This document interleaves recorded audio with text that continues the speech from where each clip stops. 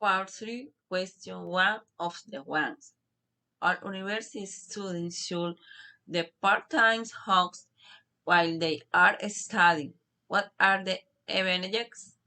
What are the disadvantages? And what is your of opinions? And the advantages. My big tag students are culinary experience in the workplace and disadvantages can be that students neglect their studying and are stressed a lot by the workloads and they can lose the semester. Uh, my opinion is that we should first finish university and then look for a job in the case a lot of them.